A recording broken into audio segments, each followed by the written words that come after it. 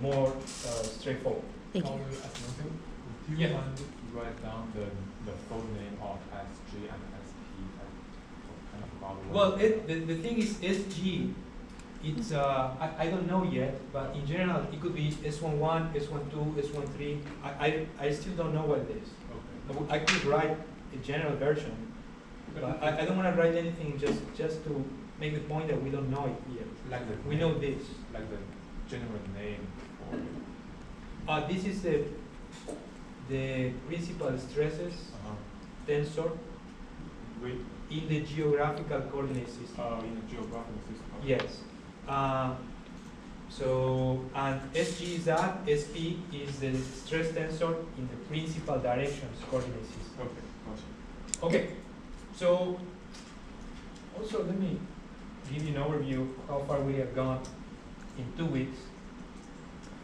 So again, there are some of these contents that are new to you. I strongly recommend that you go through my notes. Okay. We have kind of seen so far all of chapter 1, all of chapter 2 except overpressure.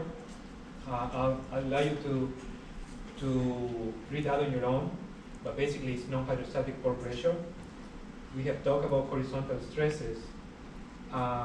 We haven't got here to linear elasticity yet, but that's the next thing. We jump straight to number 5. And in number 5, what we're trying to do is to calculate stresses on faults and fractures. And we're going to do that not the simple way, but the long way, which is this tensor method. So, point 542 tells you what we're doing now. So, this is what we had before, a general stress tensor, which we need to write in the geographical coordinate system, because our fractures are going to be also in the geographical coordinate system. In order to get from here to there, I need to do that multiplication I told you. And let me find the equation. This is the one that we saw. And actually this one. And in order to do that, we need to calculate this matrix RPG. All right. So I had a problem here with the builder of the LaTeX, and it's not convert well. It's actually the image. The image is not working well, so I need to type it in LaTeX.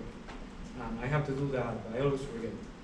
And I knew that in order to do that, I have to go home. I have to do it on my computer at home, and I always forget doing that.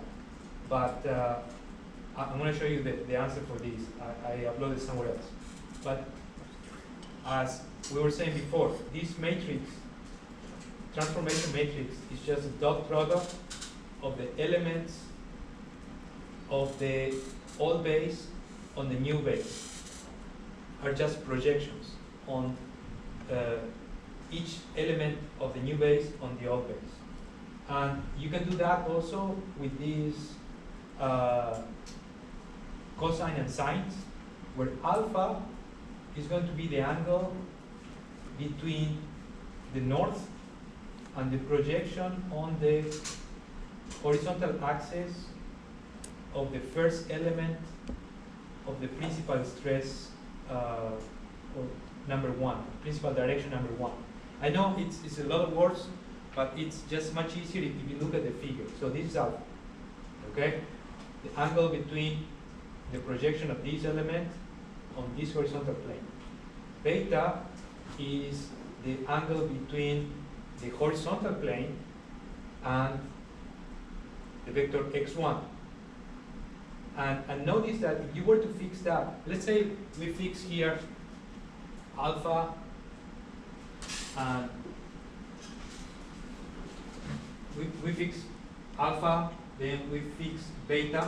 Still you have one more degree of freedom, because this one could rotate around this line. So you have one more degree of freedom, which is gamma.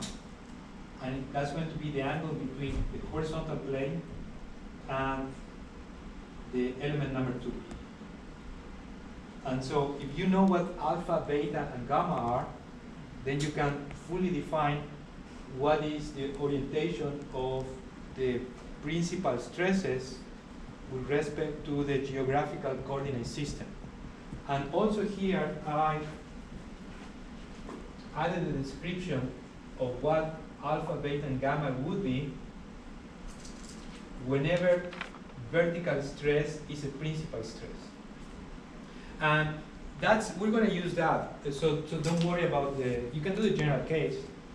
You have to call the general case. But the examples that we're going to work in here, always the vertical stress is a principal stress, although sometimes it's not the case. We'll talk about that later on.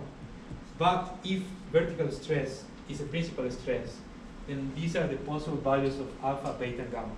And they will depend either if you are in normal faulting, strike slip, or reverse faulting. For example, for normal faulting, S1 is going to be which stress? SH, no, let me repeat that. S3 is going to be normal faulting, SH mean, S1 is going to be SV, right? So let's see what this says. That alpha, we say is going to be the angle between the projection. Let's do strike slip, it's easy. For strike slip, S1 is SH max, right? So X1, this is going to be direction of SH max. So basically, alpha is giving you what is the azimuth of SH max. For those of you that are not familiar with the convention of azimuth, azimuth is the angle from the north clockwise in direction to a given line. So in this case, the azimuth of SH max, which would be X1 and would be in a horizontal plane, is directly alpha. Beta would be the angle between SH max and the horizontal plane. But since SH max is already in a horizontal plane, beta is equal to 0. And gamma is going to be the angle between the intermediate stress and the horizontal plane. In strike slip, what is going to be the intermediate stress? SV, right? Mm-hmm. So the angle between the horizontal plane and SV is going to be 90 degrees. And that's what you see over there.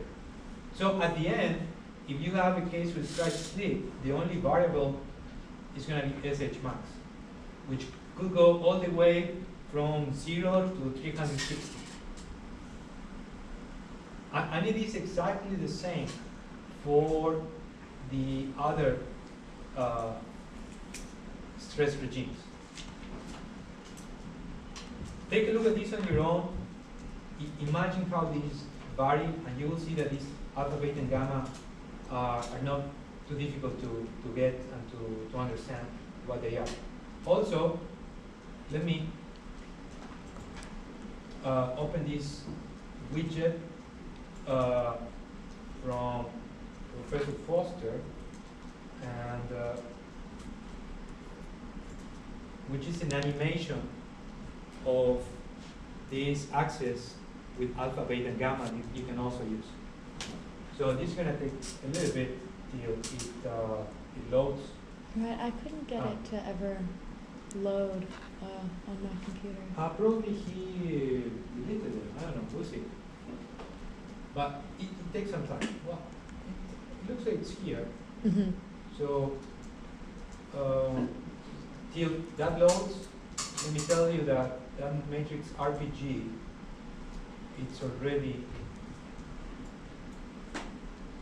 here. If you go to files and you go to chapter 6 and 7 on the PDF format, you will see that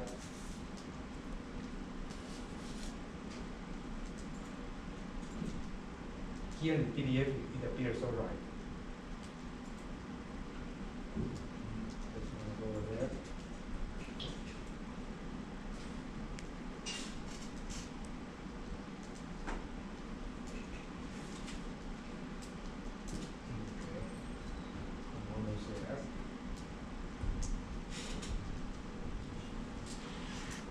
Okay. Here is a matrix with the alpha and betas appearing. All right. So you will find this in the PDF as well. Is that written for any particular stress regime, or is that No. blanket No, this is in general. general? This is in general. Okay. The stress regimes is going to come from alpha, beta, and gamma. Yeah. Those define the stress Right. regimes. Okay. Yeah. Okay. All right. So let's see if that's ready. All right. So probably, Bethany, what you didn't do, you didn't run this, or what? I don't know. What's happening now? You have to run it. Okay, there you go. So you run it, and then you have this animation. Let's say alpha equal to 0. Then if we are in strike slip, alpha just tells you what is the direction of S1.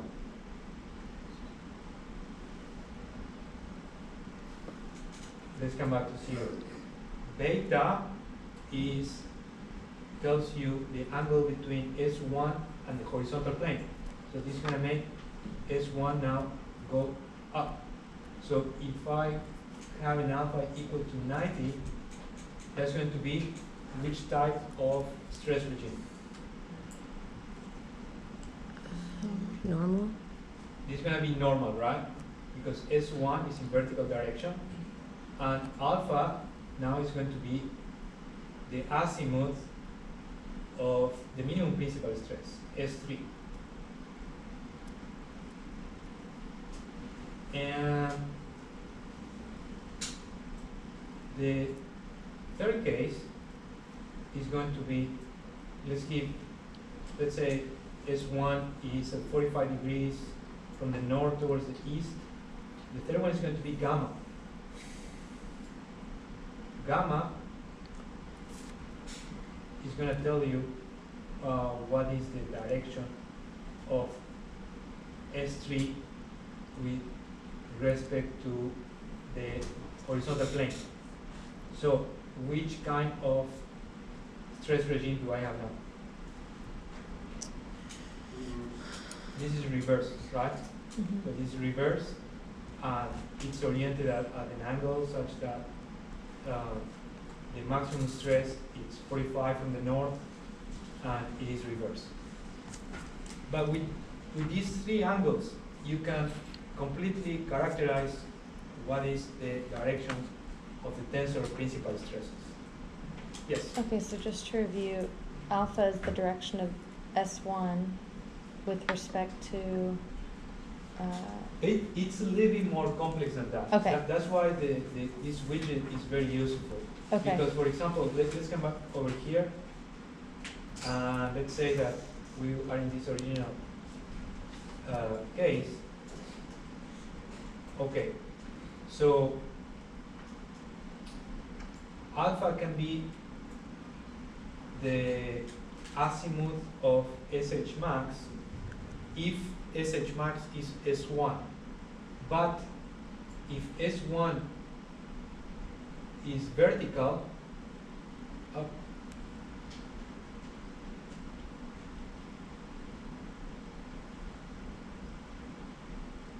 okay, if S1 is vertical, Mhm. then that's not true anymore. Okay. Now it's the azimuth of S3. In general, alpha is going to be the angle between the north and the intersection between the plane S1 and S3 with the horizontal plane. That's going to be alpha. Okay. And then beta is the direction of... Beta is the angle between S1 and the horizontal plane. So Okay. for example, now I'm varying beta. And let's go to the general state of the stress. If we have something like that, something that does not coincide at all with the principal stress. But now we have equations that we can use in order to determine what that matrix is. And if we have a matrix, we can make this multiplication and we have SG. So you're gonna have to do this. You're gonna have to code these operations, matrix multiplication, and the coding is not difficult, but it's very easy sometimes to type a typo in your equations. So I have some example problems here that you can use, and you can check that your RPG matrix is okay, and you can check also that your SG matrix is okay. So I have 3 examples, and then you can use that just to make sure that your code is okay. And after your code is okay, then you can go and solve the homework. Okay? All right, so we have solved the first part, which is calculating this matrix in the geographical coordinate system. So let me write it out. This will be stress tensor, the total stress tensor in the geographical coordinate system. Okay, so now comes the second part. We have the in situ stresses. Now we have to define the planes, which are going to be the orientation of fractures, also with respect to the geographical coordinate system. And this is going to be very similar to what we did before. And again, we're going to have the geographical coordinate system. And now our objective is to characterize a given plane in this geographical coordinate system. So let's say that we are interested in a plane like this one.